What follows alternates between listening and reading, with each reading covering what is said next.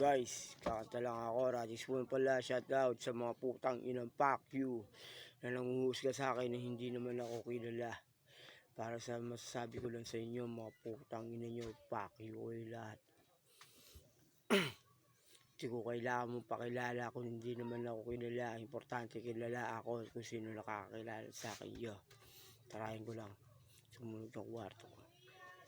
Ako ay nagtulak, ako ay nakulong, pero yung nagsunog ng kwarto ko, hindi na nakulong. Ako ay nagnakaw, ako ay nakulong, pero yung nagnakaw ng benepisyo ko, hindi na nakulong.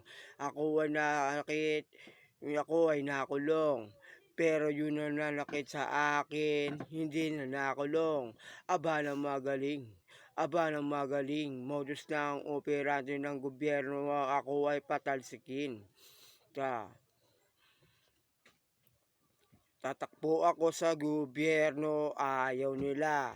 Yung magnanakaw ng kaban, kapag natupak mo, gusto nila. Kasi alam nila, hindi ako na magnanakaw, hindi ako scammer, hindi ako mapansasamantala. Kasi yung gusto nila makaupo yung ganun, di ka sa kanila.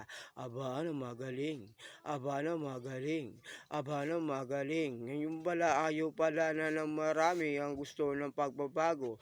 Ang ginagamit lang ako para maiskama at gamitin lang ang kasaangkapan ko. Kaya ang gusto nila, hawakan ko yung flood control ba? 1 million, isang lungsod. Bago ko gagati yung gusto nila. Kasi ayoko ng hindi 1 milyon kada buwan ng sahod. Akala nyo na madali. Hindi yun naman madali, nakakapagod sa isip ng apat ganun sa sarili katawan. Baka gusto nyo yata na magtrabaho na wala na sahuran. Kayo na lang yon, wag nyo na ako idamay. Kung trip nyo yung sunugin yung mga bahay nyo, wag nyo na sa akin na lumapit sa akin na foundation. Kasi ayaw namin na namadaban.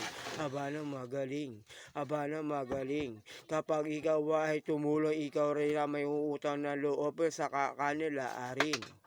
Ayoko na tumulong, ako ay yung nagbago. Kasi nagtataka sila lahat, ako biglang nagbago. Kasi kapag ikaw tumulong, ikaw pa merong utang na loob. Ang pinakamasakit, gusto ka pang iitao.